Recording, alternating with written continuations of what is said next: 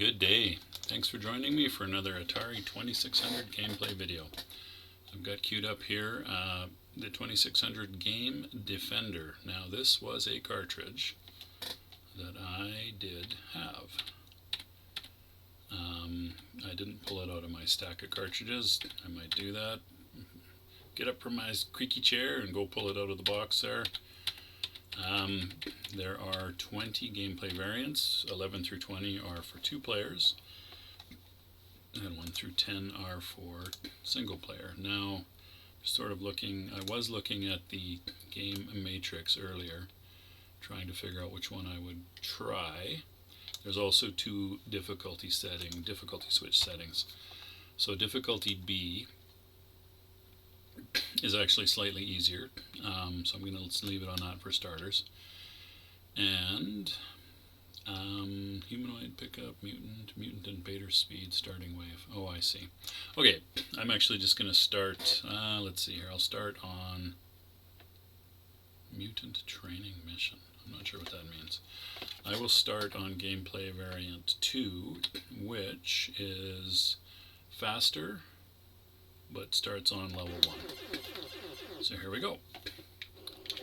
Now, as an arcade conversion goes, it's actually pretty good.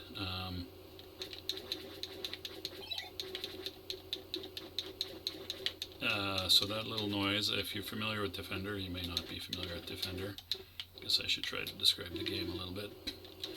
So you are the Defender, piloting this starship here. Well, it's not a starship, it's a Defender, it's a fighter. There are aliens coming to pick up the humans from the surface of the planet, in this case a city.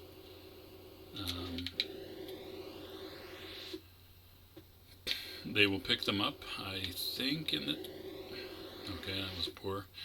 I think in this game they'll only pick them up one at a time. I might be wrong about that. You gotta try to rescue them. You can catch them in midair. If you shoot the one that's carrying them, you can set them back down on the ground. Oh, there one is beaming one up right in front of my very eyes. If they fall from a low height, they should be able to land on their own, and if they fall from a higher height, at least in the arcade, they will perish. So, I finished round 1 there. What else? You have a laser with infinite shots. You have, okay, that one I lost. So if they get to the top, they turn into a mutant, and you can see that on the radar as a reddish dot there. Now, this game is nowhere near as challenging as the arcade version. You do have smart bombs and hyperspace now, because the Atari 2600, as consoles of the day tended to have, not all, but only had one button, one joystick and one button. Aww, I failed. That's sad. In order to hyperspace, you have to lower your Defender ship down behind the cityscape and press fire, and that triggers off a smart bomb. Did I say hyperspace? I don't remember. Anyway, that's a smart bomb. And in order to hyperspace, maybe I'll just demonstrate here real quick. So, smart bomb, you go down below the cityscape and push your button and everything is wiped out.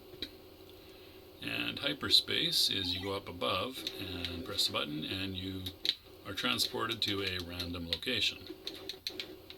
And I just lost that humanoid by not catching it.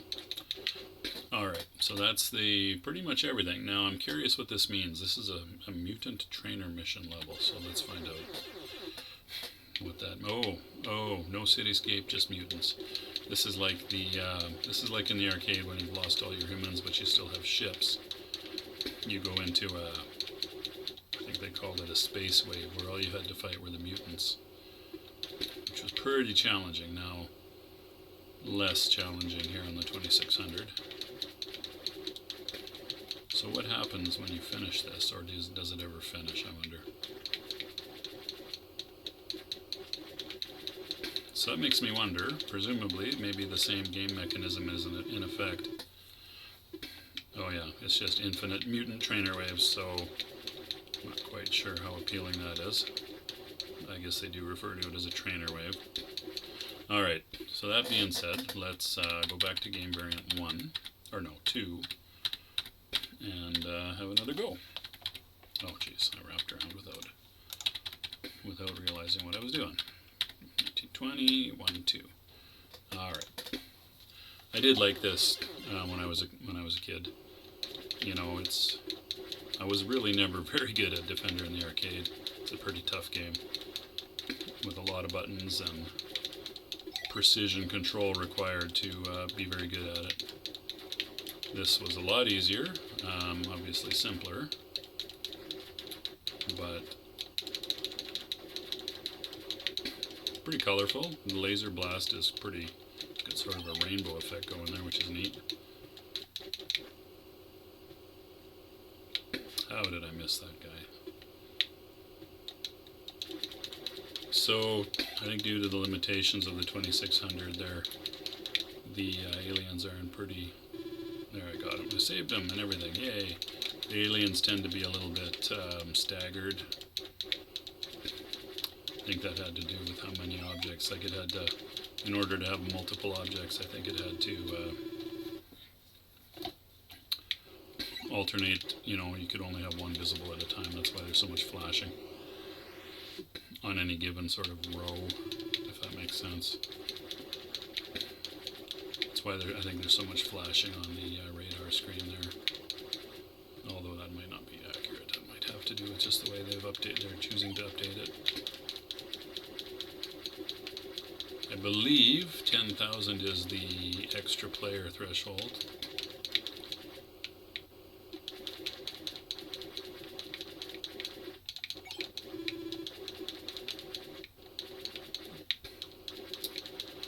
The manual says there's no limit on the number of extra ships you can earn in smart bombs, but there will only 3 will be displayed on the screen. So there you go.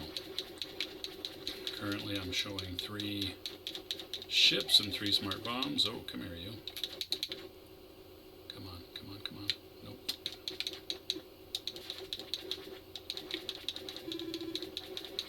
$20,000 extra player.